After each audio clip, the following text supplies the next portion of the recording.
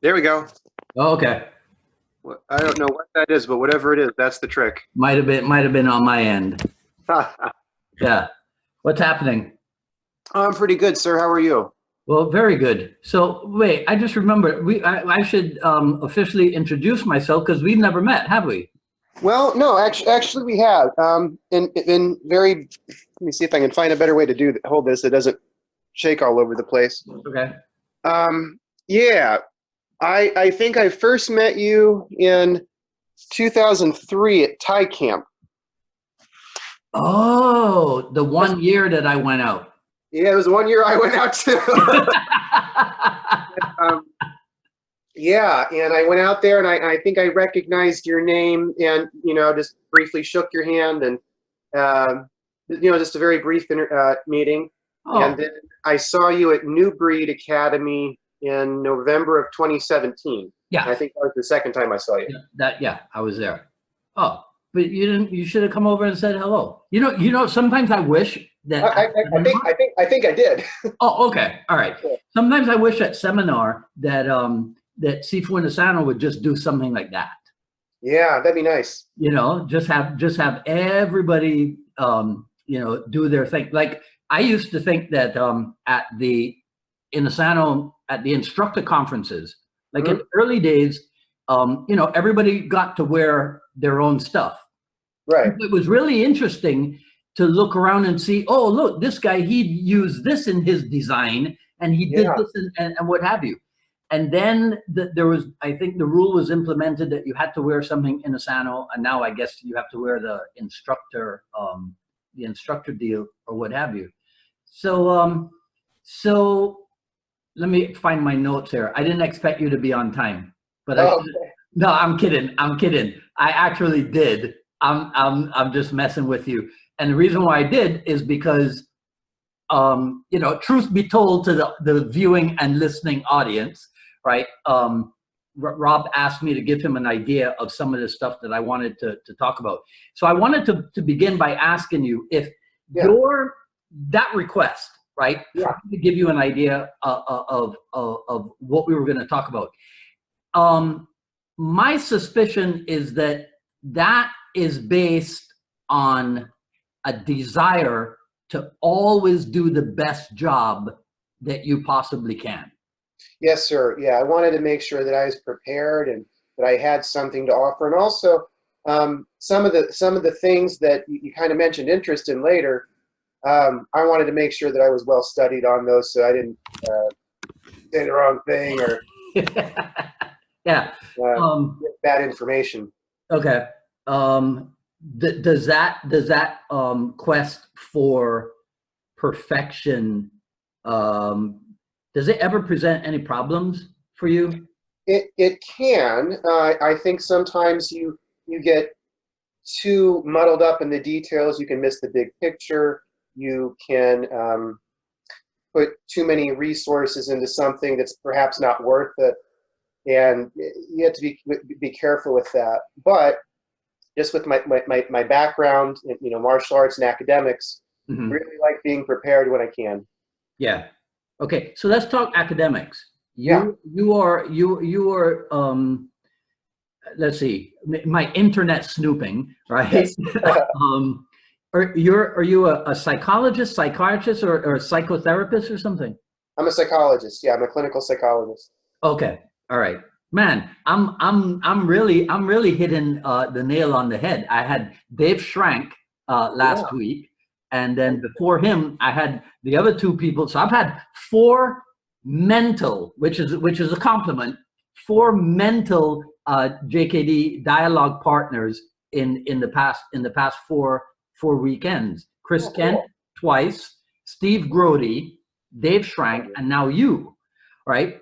I, for one, am always intrigued, if not fascinated, by the people who seem to have taken a more academic, internal, or even psychological approach to Jeet Kune Do, or even philosophical approach to Jeet Kune Do. So I wanted to be sure to touch base on that, right? So give me a second. So everyone, welcome to episode number 39 of the Jeet Kune Do Dialogues with Rob Lee. And Rob was recommended to me as a dialogue partner by none other than Jeff Westfall of the Martial Brain, who was my dialogue guest back in episode number 25. So why Jeff, who is also mental? Yeah. Oh, Jeff's brilliant. Right? What do you think it is about you that that impressed him enough? Because if I remember correctly, I said, "Well, who else should I talk to?" He goes, "Rob Lee." I'm very honored, and wow. Off the top of my head, I don't know. I've been a student of Sifu Jeff's for a long time. He was actually the man who introduced me to Jeet Kune Do. I was 13 years old, and he came to our Taekwondo school to do a seminar. And I became a student of his as well. And I used to travel down from Bloomington, Indiana to Evansville, Indiana. Okay. And train with him at his academy there. At age 13? Yeah, I started training with Jeff Westfall at 13, and probably at about... How far is it from Bloomington to Evansville? A little over 100 miles. But you're 13. Yeah, so for the first couple years, it was a little catch as catch can. As I got older, as I got my driver's license, I try to come and visit more often. Yeah. But don't I don't know how they do it in Indiana. You get your driver's license at 16 or 17? Yeah. So for 4 years, you trekked back and forth. When I could, and also sometimes he would come and visit the Taekwondo school that I was at and do seminars and things like that. Right. In addition to that, another one of Jeff's students, Mick Williams, was getting really into Jeet Kune Do and Filipino martial arts and Brazilian Jiu-Jitsu and things like that. And Mick Williams did a lot of my early training as well. I see. Okay. And the Taekwondo is at Monroe County Martial Arts. Oh, yes, sir. Yeah, Steve Scott School. Steve Scott. Yes. Yeah. Okay. Yeah, I looked you up. I like I said, internet snooping. Yeah, but yeah. So Taekwondo, Hapkido, and modern Arnis is... Those were the kind of the three main arts of the school at the time. I was doing the Taekwondo with not as much of the Hapkido or the modern Arnis, but those were Mr. Scott always had a very very big appreciation for cross training. Yes. So despite it being, in a lot of ways a traditional school of Taekwondo and Hapkido, we were cross training within those arts. He was bringing, like I said, Jeff Westfall. He brought it. We had a capoeira program for a good amount of time. We've had judo, Brazilian jiu-jitsu. We had Muay Thai, Jeet Kune Do and Kali as Mick Williams progressed, and then as I progressed, my training partner Eric Charles progressed.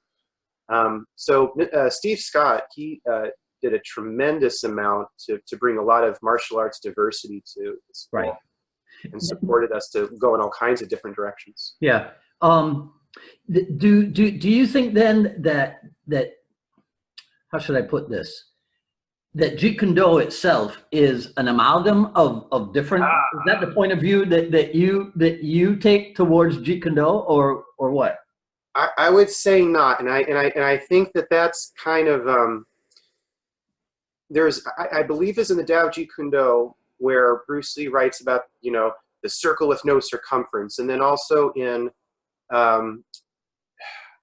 what's the other? There was an essay that he wrote, Jeet Kune Do towards personal liberation. And I think that Bruce Lee spoke to this, and I think my understanding is kind of in the same ballpark, that I don't think Jeet Kune Do is an amalgam of martial arts so much as you're dissolving kind of the artificial boundaries of them. Okay. However, there's a foundation which is very principled. Yeah. And I think those are based on science. Okay. So in Jeet Kune Do towards personal liberation, there are things about there that you can't look at fighting through the conditioning of a Chinese martial artist or an Okinawan martial artist or a Japanese martial artist or Korean martial artist or what have you. Right. And I think when you start to break it down, that physics is physics and the human anatomy is the human anatomy. And there are some things which are just either valid or invalid based on science. And with Jeet Kune Do, there are things which, you know, certain principles that we understand. The longest weapon to the closest target, efficiency, how to use one's body weight efficiently and things like that, how to deprive the opponent of being deprive the opponent of a target by moving and things like that. And those are just true almost regardless of what you do. Yeah. And I think that's the core of it, and from a research base. But just like any kind of research, it's not an end product. And within those principles, there's a lot to be discovered. And I think rather than thinking of Jeet Kune Do as an amalgam, I approach cross-training as a research thing. And I'll give a good example. Some of the arts that I cross-train in are Muay Thai and Savate. I think that they educate my Jeet Kune Do a lot, and I think they make me more well-rounded, and they've built a lot of good attributes. Plus, I love the culture aspect as well. Yeah. But I recall that my French Savate teacher, Solen Mesli, he says, "I hit you, you do not hit me," right? And he talks about the mobility. Yes. All right. Yeah. Well, and in my my Muay Thai teacher, Kevin Seaman, he very strong Muay Thai, and he's got a very strong background with Ajahn Chai. But over time, I started to see some interesting parallels between the two of them. And sometimes, just to give a very concrete example, some of the leg evasions. So if someone kicks on my leg and I move my leg out of the way, well, am I doing Savate? Am I doing Muay Thai? Well, it doesn't matter, because ultimately I'm depriving the opponent of a target. I'm using timing and distance. Right. And that's going to be true regardless of what part of the planet you're on.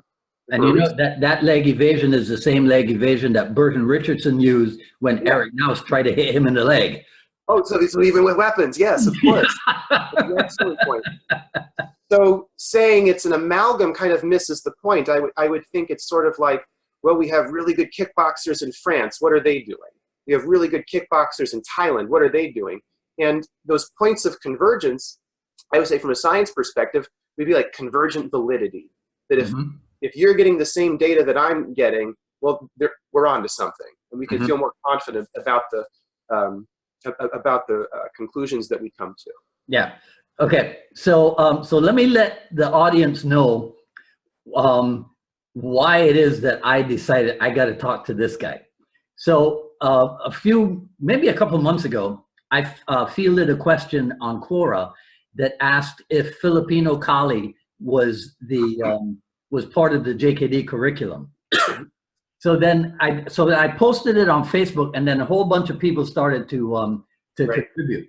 And you probably don't remember what you wrote, so I will read it here for you because I have it. All right. You said, "I think this is one of those circle without circumference answers. The circumference is the limit of the circle. A circle without circumference has a center, the material that Seagun Bruce taught and has been handed down, but may grow to include ideas that allow for better adaptation." That's what you were just talking about there with Muay Thai and boxing, huh? Now, yes, sir. I had never heard anybody give such an accurate and apt description of the circle without circumference. Never. Oh, in my decades of being in JKD. So give me an idea of what led you to formulate that thought or that idea and express it that way. Well, I wish I could take more credit, but I think it was pretty clear just from what's written in the Tao of Jeet Kune Do. Well, no, you're a smarter guy than I am. It wasn't clear to me. Oh,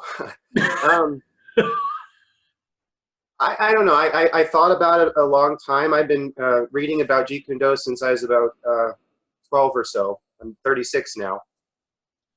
And I have to say, well, when I was really kind of getting established and getting my base in it, there were a lot of politics with Jeet Kune Do. It was kind of that kind of the mid 90s where there were a lot of magazine articles, and then later on when people were doing all their internet arguing.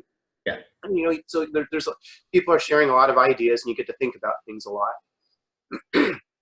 But I have to say that, well, with Jeet Kune Do in particular, just outside of other martial arts, that particular approach, that I have a very strong affection and respect for the material that Sigang Bruce handed down. Mm-hmm. And I would say early on, because I was sort of a latecomer Bruce Lee fanboy, you know, I never saw any movies in the theater, but I always thought they were cool on VHS, right? Right. So there's all that stuff's neat. But as I got into it with it, the lessons I got from Sifu Jeff and from Sifu McWilliams and later on Guru Inosano and more recently I'm a student and instructor under Kevin Seaman. Mm-hmm. I really think it's great material. Mm-hmm. And I really appreciate the people who shared it with me. And you start to thinking, well, what is this balance in terms of the material handed down? Plus, all of my teachers have been very interested in cross-training. Yes. With Nick Williams, I believe, is a Brazilian Jiu-Jitsu black belt in addition to his instructorships under Guru Dan. Jeff Westphal, of course, is a black belt in Brazilian Jiu-Jitsu. He's instructor in Muay Thai, Jeet Kune Do, all kinds of things. So I kind of was thinking, well, what's really the place with this idea of the formless form? Well, what is the place of the material handed down? What's the validity of it? And I would get answers like, well, that from like Sifu no Santo, that's your base, that's your structure. And I thought, but I'm an inquisitive guy. Yeah. And I went, well, why is that? Why not something else? And as I did more research, you know, read works from like Jack Dempsey and Aldo Nadi, Mm-hmm. and could look at some of the Wing Chun ideas that Bruce Lee was looking at, you start to see that these things sort of transcend style. There are these things that are based on just geometry, physics, and things like that. Right. So there's something I think kind of special about Jeet Kune Do in that respect. But from an academic honesty perspective, you're saying Jeet Kune Do, I think that these are principles which have been researched very thoroughly and appear to be true, well tested, Mm-hmm. and that's the center of the circle. But there's a lot of undiscovered material. Sigang Bruce died rather young, and there are a lot of interesting developments that have happened after his death. And if you just look at the research that Sifu Inosanto has done, yeah. He's had opportunities to look at things that Bruce Lee never did. It's because either they weren't available, they weren't developed yet, right. and he died young. Right. So there are a lot of just interesting questions which that material never really touched upon directly. We have principles to guide us. But I think there's a lot of interesting material out there from Silat, Brazilian Jiu-Jitsu. I have a friend who does Krav Maga. I found a lot of interesting things in Savat. And I think there are areas where that Jeet Kune, original Jeet Kune Do material, Jun Feng Kung Fu, what have you, excels at. There are some areas that it doesn't really address. But I think that there are sensibilities from the Jeet Kune Do principles that you can find new answers that fit, that make sense on a structural basis. But you have to kind of see that research. So I think a good analogy would be like when Albert Einstein was trying to, I can't remember if it was special relativity or general relativity, but he had a research project that he got a Nobel Prize for, and they had to get photos basically of a solar eclipse, but you need it from different parts of the world, because this is what it looks like from this part of the world, but we may need to see it from somewhere else. We need to have some sort of, to know that's consistent, and also there's some convergent validity to it. It's not just a fluke in one place. Mm-hmm. So again, I think that when we start to see these trends develop and that kind of fit with what we understand to be true and effective, that we can grow in a way which makes sense. It's not just ornamentation, but it really builds on it in a logical way. So that's why the second part of what you wrote was Kali is not the center, nor is BJJ, etc. However, experimenting with these systems might inform a JKD practitioner's growth outward Absolutely. From the center to better adapt and be more complete without falling into the trap of being overly or needlessly ornamental or complicated. Yes. you have to turn this into a book. Oh, thank you, sir. For sure. Right? Because that, I'm a simple guy. That stuff to me is brilliant. Oh, thank you. It really is. So I was fumbling through here trying to find, as I was thinking about what you and I were going to talk about, right? I was like, you know what? There are depictions of the circle without a circumference in this book, right? Okay. Yeah, but I got to find the exact page, because if you look at the floor, right? Do you have this book? I do. Yeah. So when we're done here, if you look at the floor, they have the Kali circles, like a lot of circles on the floor, but they have two types. So they have one circle, which it's the outer rim, and then so there's the outer circle and the inner circle. Mm-hmm. So that one has a specific circumference. Right. But then they have another circle that is filled in. So there really is no edge to it. Okay. Right? So I was thinking that one, the filled in circle, is a good depiction of your circle without circumference. Yeah, and I kind of corresponds to the void, the empty cup, and things like that. Yeah. All right. And I think to a certain point, when we understand these things at an abstract level, mm-hmm. that saying where it comes from. Now, I like that, and I think it's a good tradition that we get from Guru Dan, because I think it gives respect to other researchers. It's not plagiarizing. So if I show something and I say, yes, this comes from French Savate, well, it's not really all that important that it comes from French Savate, but that's me giving respect to the people who have developed that, who gave it to me. Yes. That's, Yeah. But it has, in actual fighting, has little to do with anything, because I think if you're too busy, well, this comes from here and that comes from there, I think that you get intellectually bound. You're going to be clumsy. You're not going to make good decisions in fighting. Right. And I think one of the best examples of overcoming that is Sifu Dan, because when I watch Sifu Dan, most of my training with him has been in Jeet Kune Do, Kali, and Silat. Those are the three arts that he tends to share when I trained with him. Mm-hmm. But I've also seen him do a fair amount of Muay Thai, and the fluency that he has in terms of when he does any martial art. Of course, it's correct, but it also looks like Guru Dan doing it. You know what I'm saying? Mm-hmm. So, and you can see that he has internalized these. It's not an exhibition necessarily. It's like he owns it. In his mind, this is all him. And he has access to all of those things and connect all of those things. Okay. And I think that's really what we strive for in a lot of ways. To me, that is representative of when, well, it's in the part of Enter the Dragon that's not shown in the theatrical release, but it's when Bruce Lee talks about it hits. Yeah. Right? So Inasano is just being Inasano. Right. Right? And in essence, it is doing its job. Exactly. He's internalized it. Yeah.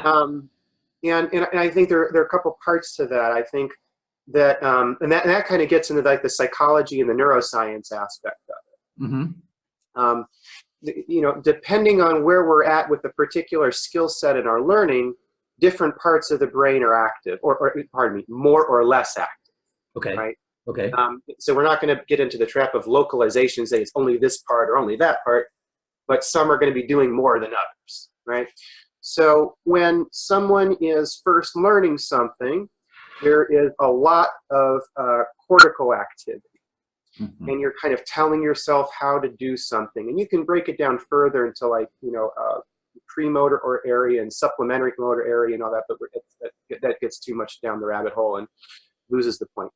And you also have a lot of conversation between the cortex and what we call the basal ganglia and the cerebellum, okay? Which are, the cerebellum is kind of down and back. It helps with balance and coordination a lot. The basal ganglia are very low structures and have to do with like overlearning tasks. And also your amygdalas light up, and those are things that structures that have to do with very emotionally charged things. Mm-hmm. So when we have like the beginner struggling through something who's nervous and trying to remember, well, what did Sifu tell me, and where does my elbow go, and where do my feet go, and they're nervous and kind of shaking. Well, that's a normal part of it, but over time we get more to associative learning with motor activities, more basal ganglia. And that's where it starts to kind of groove in more. And it's a little bit more coordinated. So now your cortex is making the decision, but your basal ganglia are getting a whole lot of kind of consultation to it, right? And then you're is there a way for an instructor to accelerate that in that I'll get there. Yeah. I'll get there. Now, but to get to that part where you say it hits all by itself, now you're talking about the part that's giving the most consultation, so to speak, to the cortex, right? Mm-hmm. Which is like the CEO, so to speak. So that the advisor at this point, the most important one is the cerebellum. That is when it hits on its own. That you're no longer thinking about what to do. Right. The skill is virtually automatic. Also, at that point, if the person really has and keeps their stress low, you don't have the interference of the amygdalas and all that anxiety and fear and such. Mm-hmm. So that's another important part. So one, as Sifu Jeff Westphal was fond of saying, repetition is the mother of skill. Mm-hmm.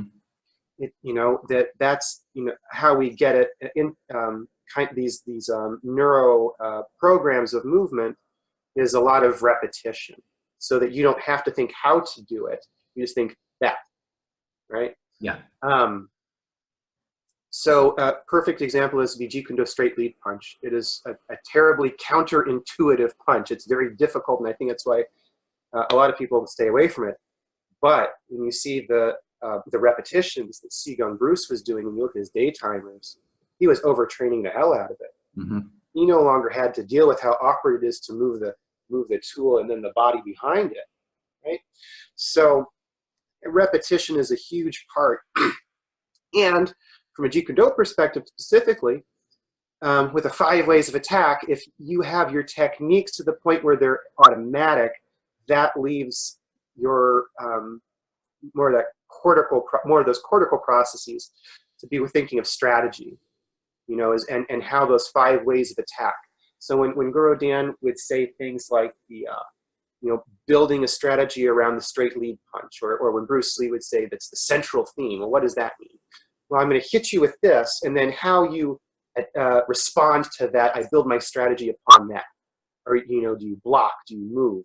If I hit you, can I hit you again? Do I trap, etc.? Mm-hmm. Well, if you're struggling with the basic mechanics of that, if you are so psychologically bound in step A, step B, your strategy is not going to happen. So how then, in structuring, let's say, a lesson plan, right? Yeah. Where's the best place to start? We can't start with strategy because they don't have the basic tool development down, right? So what's an idea of where to start and where to go to next? Well, if we're thinking of that point where it's more cortical and people are kind of awkward and overthinking it, I think that those 3 stages of learning, the more cortical, then getting the basal ganglia, then the cerebellum, and which part is kind of doing the most in terms of the prominency in processing, corresponds very well to Bruce Lee's, before I did the art, a punch was just a punch. Yeah. Then I did the art, and and a punch was so much more than a punch, and then I understood the art, and a punch is just a punch, right? Yeah. And I think that part of it, that very early stage, and this is kind of counterintuitive for folks who are educators, especially martial arts, who are very detail oriented, is actually not doing too much. And I think that's part of the wisdom that Guru Dan has, is that sometimes you'd see him teach, and it's like he doesn't really tell people. He doesn't do a lot of corrections. Mm-hmm. Well, because a lot of times people aren't ready for that. There's a developmental aspect to that. And I think sometimes it's so good to struggle through it, because you'll eventually find yourself there. Right. And I think sometimes if we try too much and we overwhelm people, it doesn't really get the desired effect. They need to kind of struggle through it. They need to be okay with being awkward, be very supportive of that. And then as how they're performing those motor programs, neuropsychologically speaking, as that changes, and I think then how you teach them can alter too, because then it gets more detail oriented, and then over time more pressure oriented. So I think one example of that I think is really valuable, and it's somewhat controversial, is Chi Sao, because Chi Sao is high repetition, and that feedback that you get when you're working with someone, well, each repetition is not quite right. You get that feedback, and you start making those minor adjustments, and then you're doing things thousands of times, and over time they get conditioned to be more correct. So I think that's an example of one teaching method that kind of fits that model well. Another interesting thing with the Chi Sao is that I think that it has a really important place in stress management. And I think stress management is really important for martial arts because there's, I think it's called the Yerkes-Dodds effect. I might be wrong about that. But they call it the inverted U. And if you have a graph that has performance on the y-axis and stress on the x-axis, it makes this U. So if there's absolutely no stress, performance is not that good. Basically, you don't feel like it's important enough to put resources towards it, right? You phone it in, so to speak. Yeah. You're overwhelmed by stress, you get distracted, you can shut down. That's no good. There's a sweet spot, there's an optimal level of stress where performance is best. Well, so stress management, I think, for like skilled motor movement, which much of martial arts is terribly important. And an interesting thing of Chi Sao, I was at a training for treating post-traumatic stress disorder about 1.5 years ago.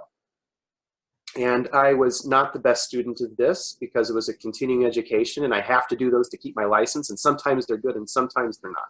Yeah.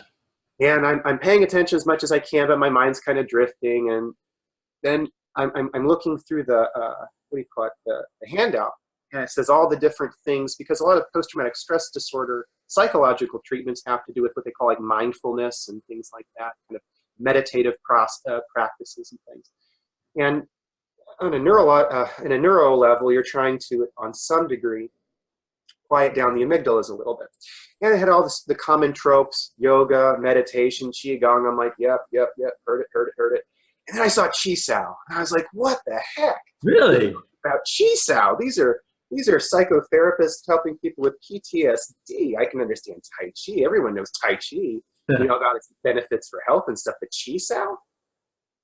So this idea of a drill, which is kind of self-correcting in the process and conditioning, which gets high levels of repetition, which builds these associations, which helps with fine motor movement, but also kind of the sensitivity and developing strategy, and something which kind of in its repetitiveness has a meditative quality, which helps calm you so that you can have that get that sweet spot of stress.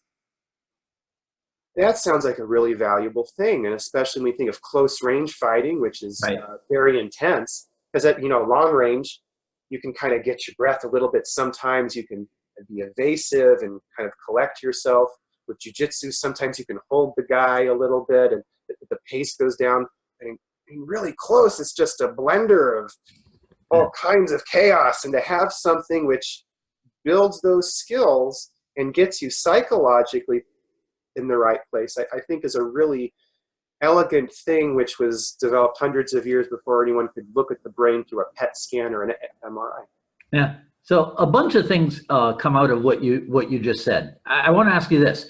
Yeah. Is there, clinically speaking, is there a difference in the type of brain activity going on if you're studying Taekwondo only versus studying an amalgam versus studying a synthesis? I don't have a direct answer because I don't know if anyone has studied that in particular in a more broad way. Okay. So I can't. So we're going to have to sort of provisionally entertain some validity here. Okay. There is an experiment done in cognitive psychology like decades ago, and it's an easy one. They show you a picture of a bathroom, just for maybe a few seconds, if that, maybe even shorter, and they give you a list of items that you would expect to see in the bathroom. Mm-hmm. They say, circle everything that you saw, and you circle toothbrush, toilet plunger, toilet paper, bar of soap, whatever. And there's an interesting effect that then sometimes they show you that picture again, and you think you saw some things that you didn't. Right. Well, why is that? Well, that's my schema. That's my model of what's supposed to be in a bathroom. Mm-hmm. So if we take this general idea that people make, these schemas, these mental cognitive representations of what they expect to help them organize experiences, perceptions, expectations, etc., I think it's pretty reasonable to think that if all you have ever seen is Taekwondo, that is what you're likely to perceive. And that's going to affect your expectations, and you just may be less aware of these other things. And depending, if you're all you're going to do is, sport of Taekwondo, maybe you're going to be an Olympian or something, it may not be a big a deal. Mm-hmm. But considering the kind of variation and chaos of fighting outside of such structures, right, you might do yourself a disservice. And the same would be true for any very kind of codified and very specialized martial art. Yeah. I would say that I absolutely love boxing. I think it's one of the most well-researched and certainly has a history of producing very proficient fighters. But I wouldn't want to be the boxer who had to fight someone who knew how to takedown that I'd never seen a takedown before, or got kicked in the groin or something like that. And it's overly simplified.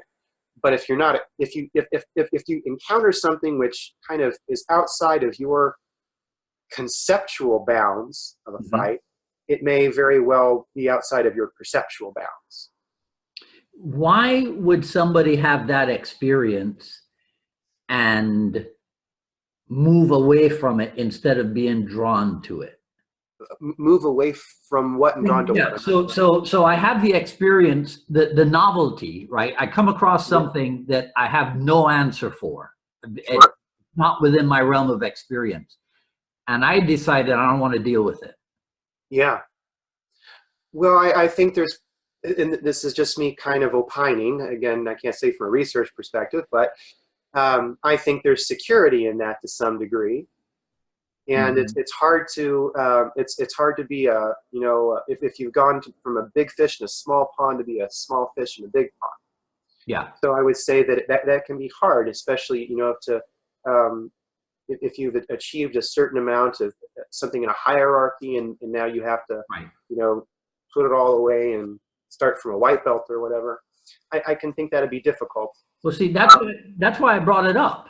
Because you mentioned the controversy with back in the days with the Jeet Kune Do, and we have let's call it the camp that says well, Jeet Kune Do is Wing Chun and fencing and boxing, right? Yeah. And then we have the camp that says well, yeah, but that was where it started. Sure. And then I would add it's very important not to lose that, because I think we can run the risk of losing things that have been very valuable right. at the expense of something new. And I think that's kind of the challenge of a Jeet Kune Do person who's kind of my approach, is that to preserve what has come before you while still trying to be a pioneer in what's still ahead. Hey, so let me attempt to put you on the spot. So then who really gets it? Which camp really gets it? Neither. Damn. Yeah. Yeah. So that's that. I think I'm showing myself as a psychotherapist there. I didn't answer your question. Just told you something that doesn't really satisfy. Well, because I think that both of those have elements of truth in them, and I think Sigungru said it very eloquently. Jeet Kune in the essay. Jeet Kune Do towards personal liberation. Jeet Kune Do is at once this and not this. Right. Now, when I first saw that, I was like, "Well, what kind of mysterious stuff is this?" I mean, because I mean, obviously, I'm too young, but I've kind of heard that Bruce Lee was a showman, that he was like, could really captivate you with his personality, and, could do things which would really get you hanging on his every word. But I thought, well, maybe this is actually not so mysterious. If we take this at face value, it is both this and not this. It is both these, say Wing Chun, boxing, fencing. Now, I would say those are probably the three biggest contributors to the principles of Jeet Kune Do. Yeah. There's also clearly elements of Savate. There's some elements of Muay Thai. There are elements of Judo, wrestling.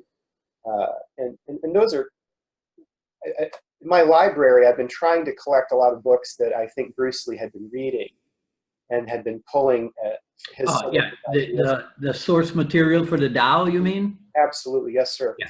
And some things that are taken word for word, and because of course the Tao is his notes, I don't think he ever intended to publish them, and right.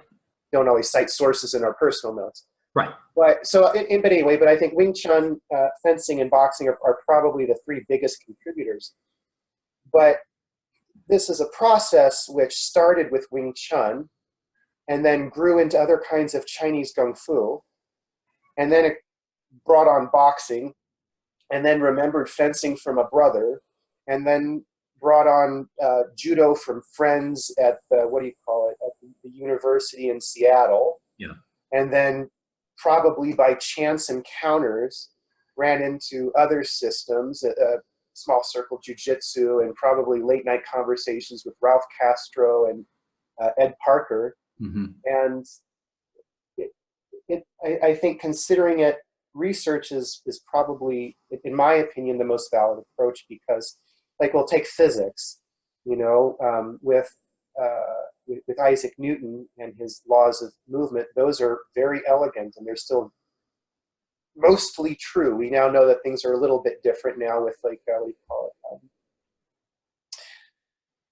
it? With Einstein's relativity, and also with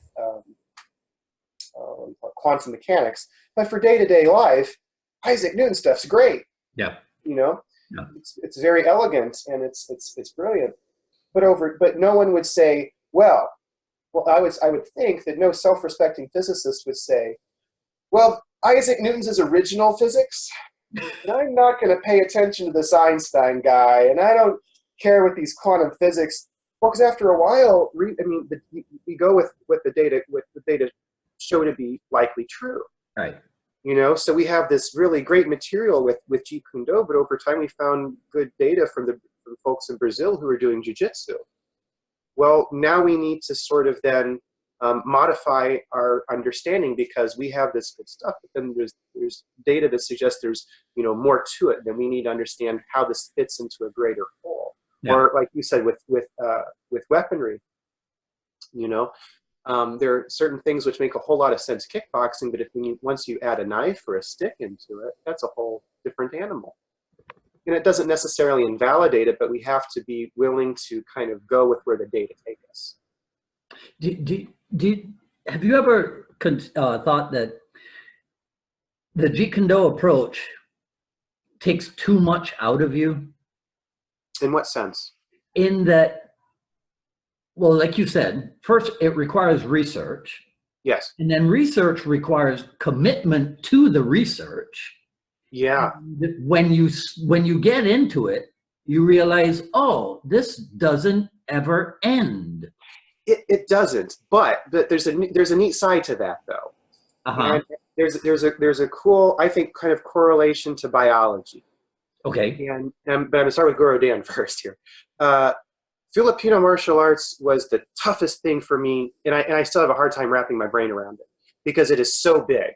Mm-hmm. And I've never met anyone who has been able to, from start to finish, I'm sure they are, maybe Rick Fay, who knows, but I've never met anyone and been able to go through their notes in such a way that they had just a completely comprehensive Filipino martial arts curriculum that seemed to have everything, and was just the progression that just made perfect sense.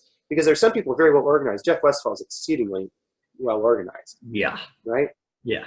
And I did a good bit of his Filipino martial arts curriculum. But you start to see there are like things where the symmetry is not quite there, because different weapons or sets of weapons might have different different permutations, or excuse me, just different juxtapositions and different amounts of material. Mm-hmm. So we might have 3 volumes worth of single stick, but we might have 1 volume of double end dagger, something like that. Mm-hmm. So how do you do that developmentally? I've never figured it out myself. So Filipino martial arts, and also when I started Jeet Kune Do, I was like, well, I want to do punching and kicking. I want to do Bruce Lee stuff. Why are we doing those sticks and knife stuff? But got to do it, so okay, I'll do it. I'll be a good sport. When I got in my 30s, I say my mid-20s, I was like, oh no, I really like this. This is very important, you know, because someone might try to stab me, and I would want to not just punch and kick. All right, but always struggle with Filipino martial arts. But Guru Dan had this neat way, or has this neat way of taking things that are so complex and making them just incredibly simple. Mm-hmm. So like in the stick and dagger binding techniques, they'll be like, this is easy. It's counterclockwise, clockwise. Oh, it did not look that easy earlier, but you're right. Or at the kickboxing, he'll be like, it's just left, right, left, left. Yeah. Okay, all right.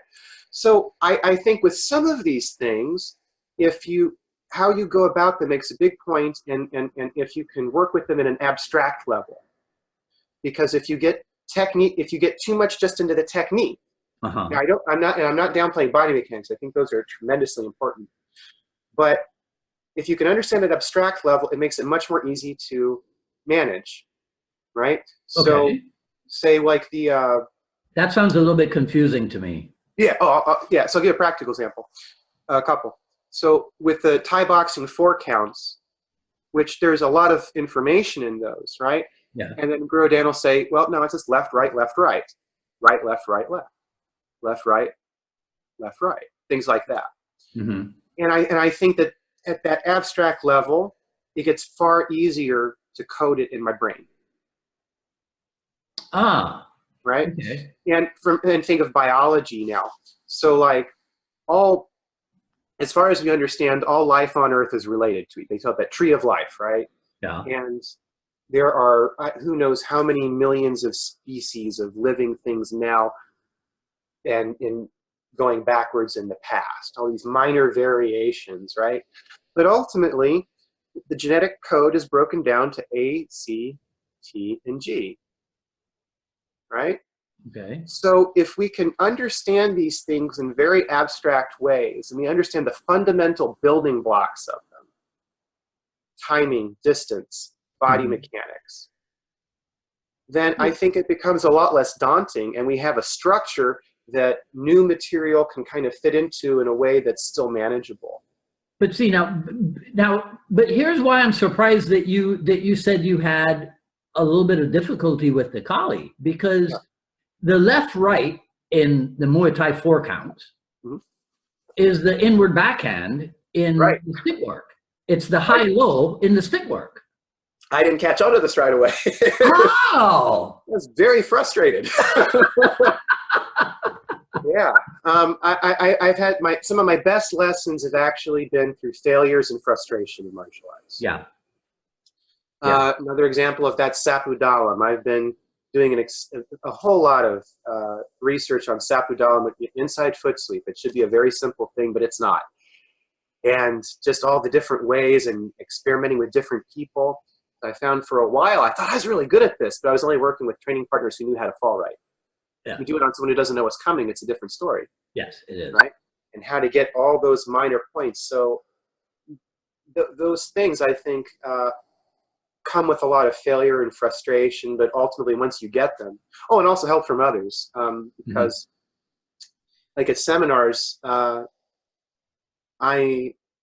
have to kind of pull it back because I can be too inquisitive, and I try not to be a pest. So I try to limit myself how many questions I'm going to ask Guru Dan on the side. But I also learned, because if I had my way about it, I would just talk his ear off, and that's not fair to him. Yeah. So you do well if I was still bringing him for seminars, you'd do well at my seminar. I used to, if we were going 5 hours on Saturday and 5 hours on Sunday, part of the 5 hours maybe in the morning session before lunch was half an hour of Q&A. Yeah, I love that. And then we finished with Q&A, as opposed to what a lot of people do, which is to run the 10 hours. And then he says famously, okay, do you have any questions I can answer in 2 minutes before I got to go to the airport? Yeah. and you know, he's such a volume of information. Right. That it's you know, but when I was in my teens, and as I started trying to grow down in seminars when I was 17. Mm-hmm. And before probably I had the best appreciation that I wasn't the only person in the room who wanted his attention and who wanted to, you know, pick his brain. So I try to be mindful of those boundaries. But the other thing I found is I have a lot of, you know, big brothers in Jeet Kune Do and those other martial arts who are really generous. Mm-hmm. So I also, I'm in the Northeast now. I spend a lot of time picking, brains of people like Kevin Seaman, Jeff Jones. I got some great help from, his name is Chuck Giangreco, I think. Giangreco, yeah. Yeah. Mm-hmm. And I was like, oh, you know, man, I really like how you do that sweep. Your body mechanics, I really like it. And he was just very generous. And he kind of took me aside and showed me kind of some of his tips and tricks for that. Yeah. So there are a lot of really great people in the organization who are generous with their time and their information, and those things kind of help. Yes. And there are some real jewels in terms of little things. Because I found out, like, when I do seminars to Grow Dan, I think some of the most valuable things are the things he says is sort of offhand. Right. You know, they weren't really part of the lecture, but he makes just some little offhand reference. Yeah. And that kind of like, oh, I need to know more about that. How do you make notes at the seminar, or do you carry it all up here? I write notes extensively. Okay. I have volumes of notebooks. There are only maybe 2 Guru Dan seminars I didn't take notes for kind of extenuating circumstantial reasons, and I can tell the difference in terms of how much I retain. Do you have a note-taking technique? It's changed over time quite a bit because I looked at some of my notes from. This was funny. This was December of 1999. And a lot of my descriptors, I couldn't understand what I meant anymore. And I had to go through the series and think, well, what's supposed to be next in the series? In order to figure out what it was. Okay. So it's changed over time. But I have to say, that's something that martial arts helped my academics out a lot, because I was good at school. I wasn't a good student. Okay. Right? So I would get good grades, but I had horrible study skills. And it was actually watching Jeff Westphal take notes, emulating him taking notes at seminars, because I was like, well, this must be how you do this. This is how you get good. So I'm going to do this too. Right. I learned how to take notes in martial arts seminars, and that carried over to college. Yeah. Graduate school and all that stuff. Yeah. I have a student who told me that my breakdown of Kali, and because, you know, we have a thing where we talk about the levels, the different levels in Kali and what have you. He says that analysis and breakdown is what got him through med school. Oh, wow. Yeah. I think there's a lot of wisdom in martial arts that we don't necessarily categorize the same way. But like, I think that it fits like psychological principles to so that's what someone says, the psychology of martial arts. It's sort of like, well, a lot of it's already there. I don't think psychology so much adds to it. Sometimes it does. Right. But I think it's really good at describing of why things work. You know, that reminds me of something that I thought of, that philosophy is already there in Jeet Kune Do, as opposed to in other martial art methods where maybe they bring in the philosophy from somewhere else. Right, and what you mean by philosophy too, because I would say, like, I remember judo. There's philosophy in judo, but a lot of that, there's kind of the abstractions of body mechanics, but then also ethics. And I would say Aikido certainly as well, in terms of, you know, with judo, I want to say it's called Jito Kyoi, right? The mutual benefit and welfare. And also the idea about how if you need to, you can harmonize with someone and you can stop them, but you don't necessarily have to hurt them. And that's even more true in Aikido. So I think there are branches that some address. But in terms of like a larger philosophical system with metaphysics, ethics, epistemology, things of that nature, I think Jeet Kune Do is kind of unique, but I think that's because of the creator's background, that he was, you know, Bruce Lee was very much into philosophy, and I think that gets you a more, oh, this is sound silly, but a more philosophical approach, as opposed to one which is just kind of incidental. I want to go back to something you said earlier, where in part of the learning process, right, having to struggle through it. Yes. Right. And I mean, and yeah, that is a guiding principle that we all follow. But does that work in clinical psychology with patients and what have you? Oh yeah, I think so, because in a good sense, like in existential psychotherapy, there's kind of this idea that when people say, oh, this is kind of weird or uncomfortable, I don't understand. It's like, oh, that means you're growing. That means you're making progress. You're learning to kind of go past those boundaries that you had before. Yeah. See, I was thinking that your job as a psychologist is to make everything easy for people. That's a misconception. Because I'll give you a good example, and this one's directly related to martial arts too. Okay. Is that for a lot of anxiety disorders and also things that are related to anxiety disorders, also things like phobias and even to some degree post-traumatic stress disorder, there's an intervention called exposure with response prevention. Okay. Right? And when a person is ready for it, and there's kind of a developmental thing, because you can do it all at once, and that has very robust effects, but a lot of people aren't willing to do that because it's so uncomfortable, and you have to kind of weigh what's going to, the person has to do it for it to be helpful. And if you scare them away, then they're not going to do it, even if it's going to maybe ultimately be effective, right? Yeah. But when a person's ready and at a rate that they're ready, this idea of exposing yourself to an anxiety-provoking stimulus, and you're going to be uncomfortable, but over time you learn to habituate to it, you learn to adjust to it, and the anxiety starts to diminish. So if I tell people, let's say if you had a fear of spiders, well, what we might do is have you make a list, and I say, well, what's the most scariest thing you can think about with the spider, the most anxiety-provoking thing? And they say, well, maybe having a tarantula crawl on my arm. Okay, that sounds pretty scary, sure. And we kind of work our way down backwards, to the least anxiety-provoking thing. And then part of treatment would be systematically working on exposing ourselves to each one of those, working our way up, confronting that anxiety, learning to habituate to it, right?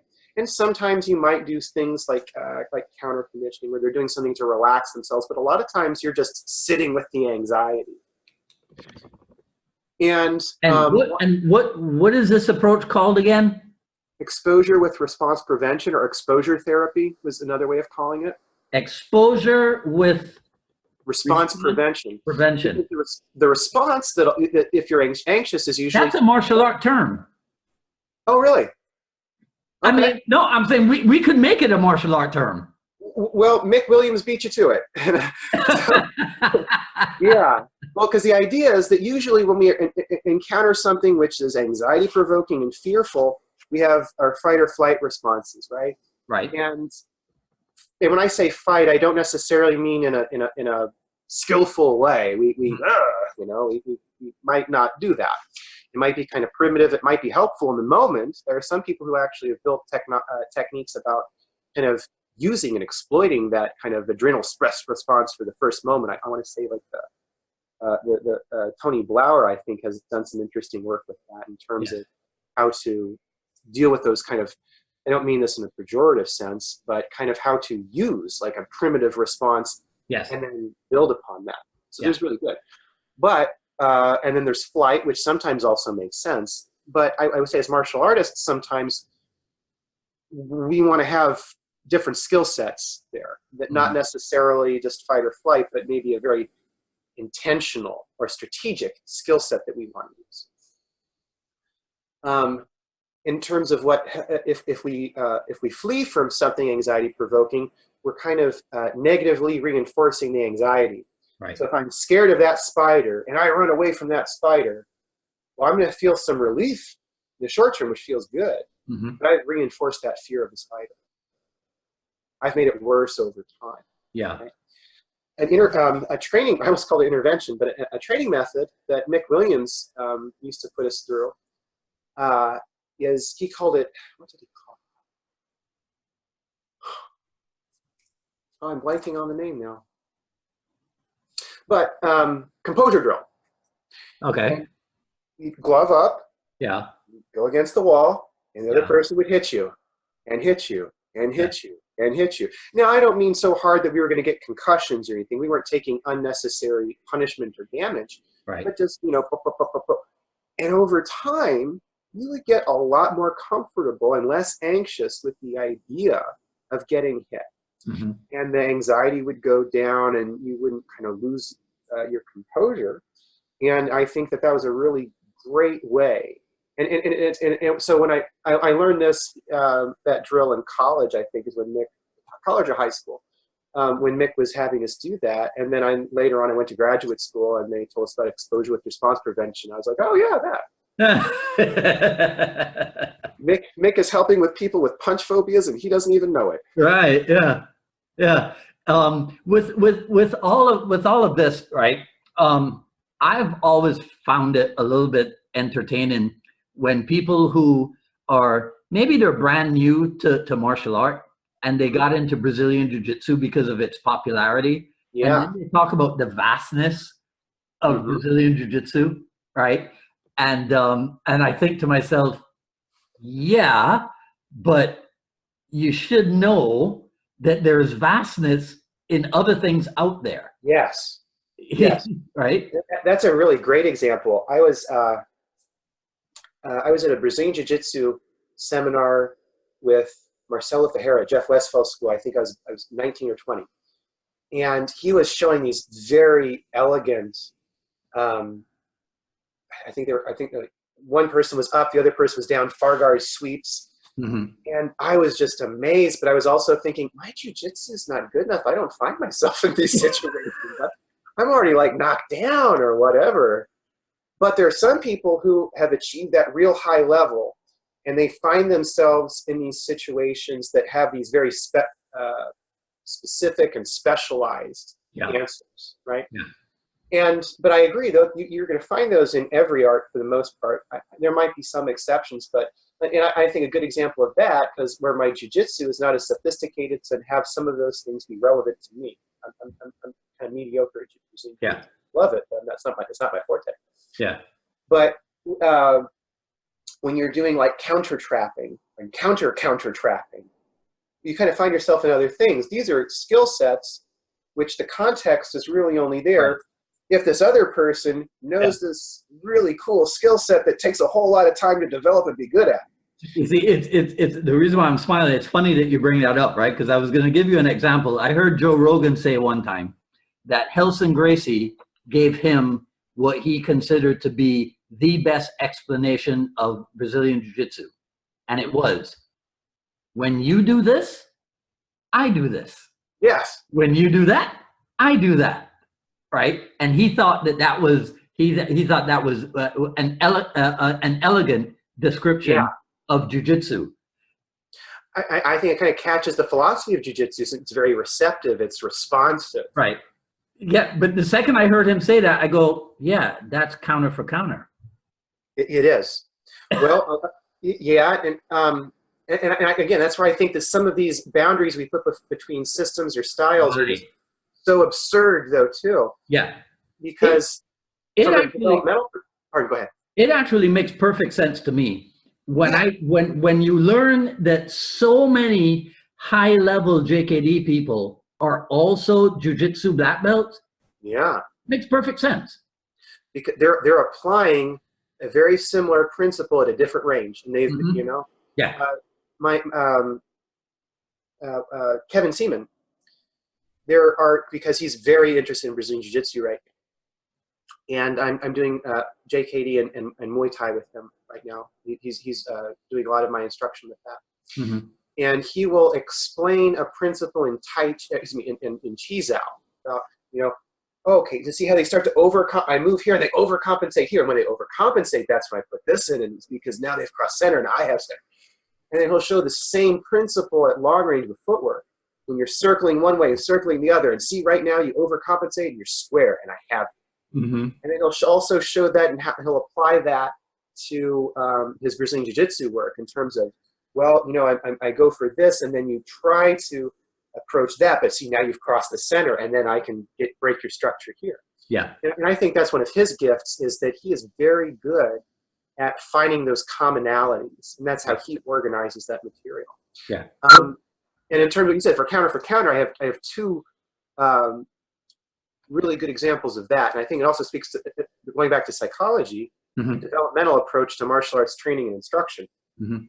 So I learned like the 6-count Sumbrata, like the box, probably when I was, I don't know, 17 or 18. Mm-hmm.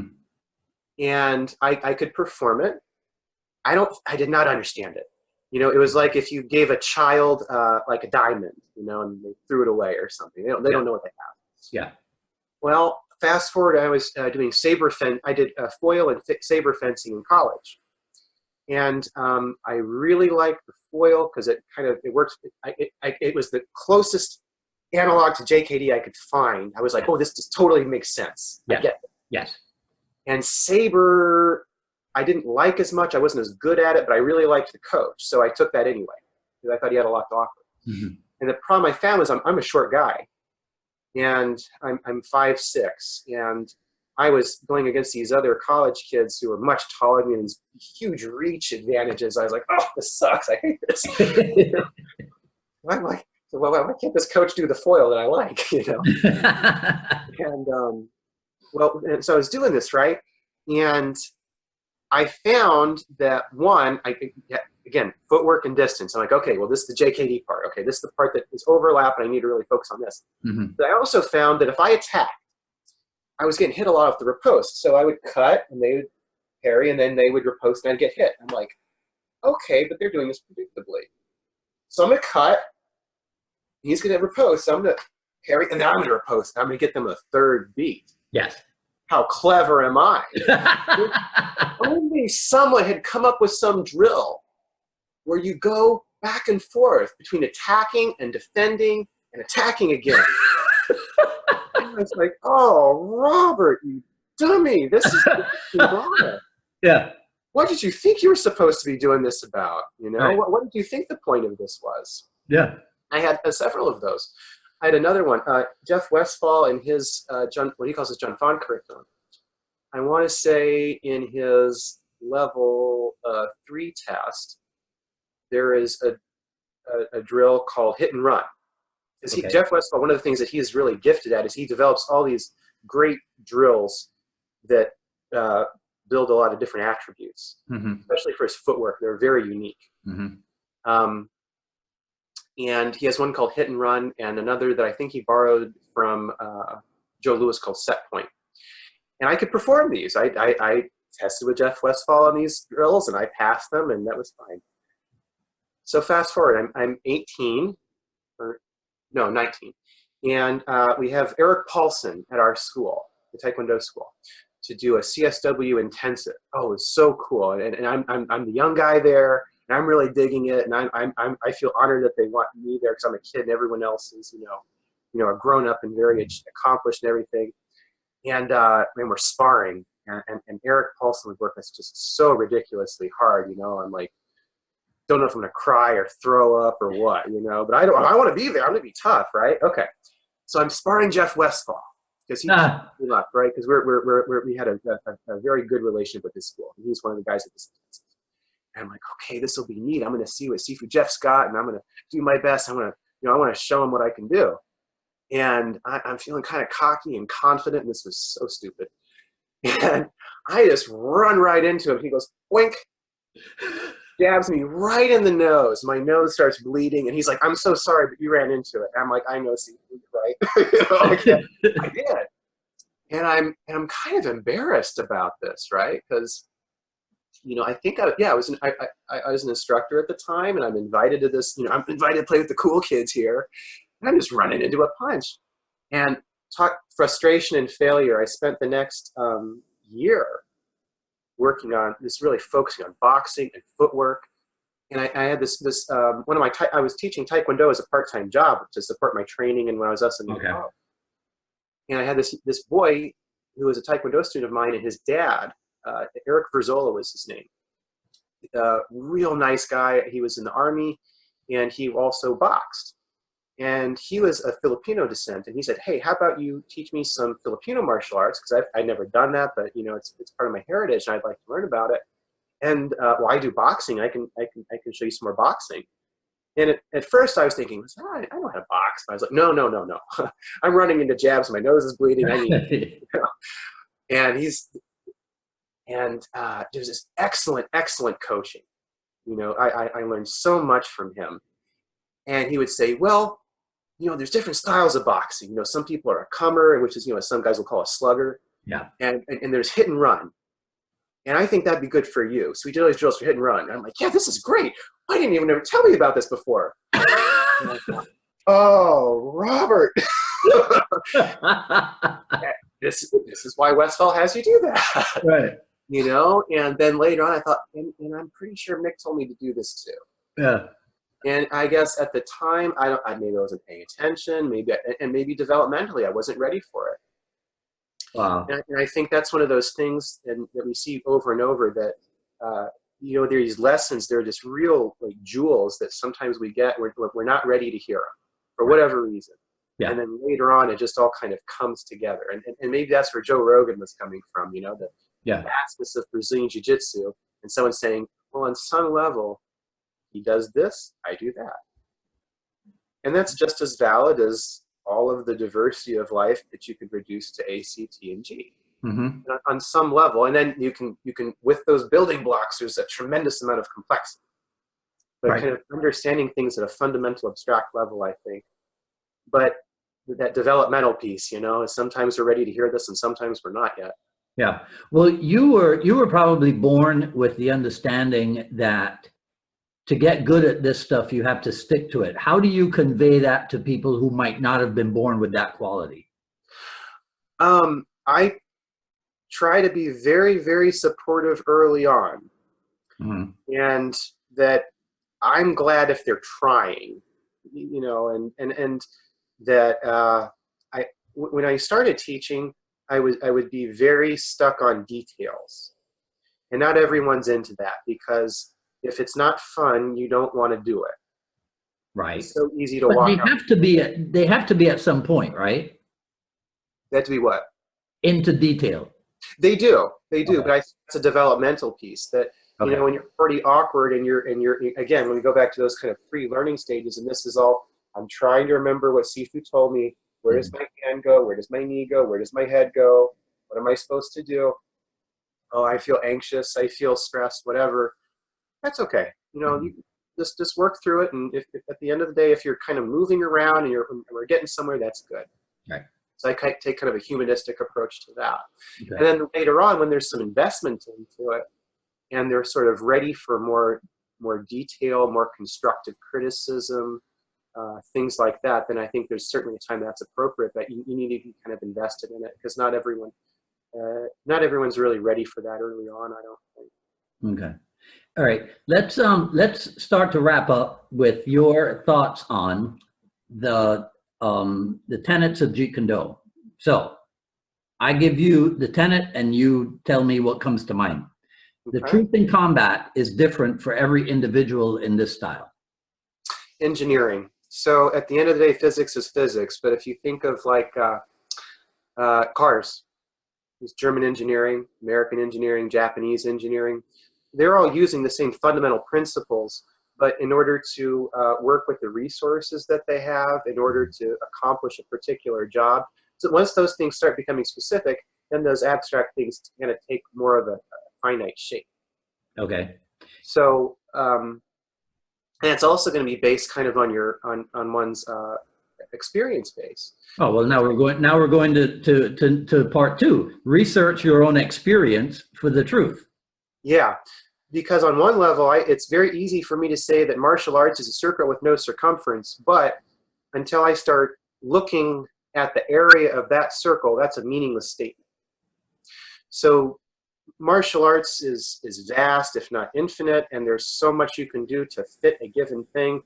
But if you don't know it, you can't use it. Okay. Absorb what is useful. Yeah, you need to, the absorb is part of that.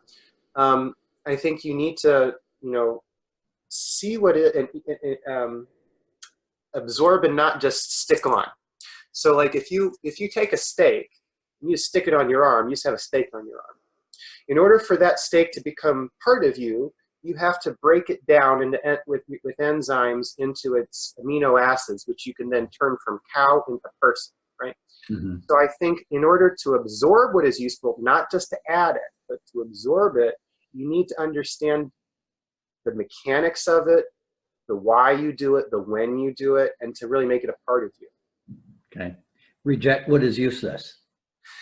That's a highly subjective thing, and because I have to say, things that I thought were useless 10 or 15 years ago, sometimes now I have to kind of have some humility and say, now I think that's actually pretty good. Maybe I didn't get it then. Okay. I get it now. All right. But there are some things which I think truly are useless, so we need to have some skepticism. Prove it to me before I accept it as true. Okay. And add what is specifically your own. Well, yeah, I think that in the martial arts tradition, there have been a lot of very talented people, but they don't have a monopoly on the truth, just as Isaac Newton didn't have monopoly on movement in the heavens. Over time, there were other people who learned other things. And if we have to have some confidence in our ability to discover new useful things. Yeah. Otherwise, we're going to... I don't like growth. I don't like the word growth because sometimes I think it's a bit of a trope, and it sort of says, well, more is just better because it's better. Yeah. But we do run into problems that may need new solutions. So continued research is important. And I think potentially anyone can make a good discovery. Would you say refinement then, as opposed to growth? Well, I don't think growth is wrong. I just don't like the connotation of more is better just because it's more is better. Right. Okay. We want to be purposeful in it. Yeah. All right. Okay. I can't wait until we do this in person at a seminar. Oh, I'd love to, sir. Yeah. This was so much fun. All right. So now you're going to do me the favor. So who would you recommend that I try to get onto the program with me? Oh yeah, I can tell you right away. Okay. So Mick Williams. Yeah, Mick Williams would be a good one. And another one is my training partner, Eric Charles. He's in Boston. Okay. Very, very adept and well-versed in Filipino martial arts. Okay. Eric, I know that I'm pretty sure I've met him. Yeah. Let me just verify. I'm pretty sure that his name is already on, yep, there it is. He's already on my list. But Mick Williams, I don't think I'd even ever heard of him. Yeah, he's out in Indiana. Mick, well, because in Indiana, there are a lot of us, we did a lot of cross training. So we trained with Jeff Westfall and Mick Williams, and Mick Williams was also training under Jeff Westfall, and all of us were training under Guru Dan and Osano.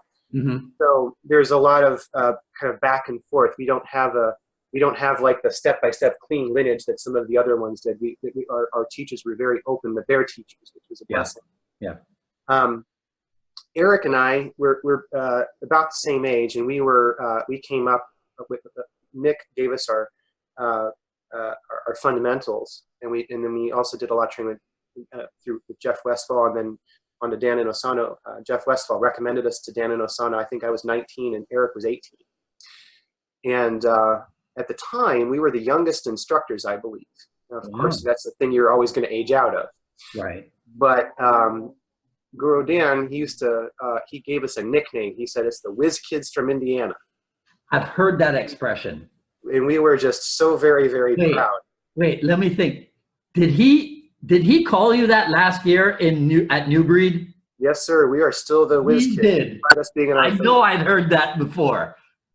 So anyway, I would recommend Eric, and just as kind of a jab at him, it's important that everybody on the interwebs knows that I'm Kid A and he is Kid B.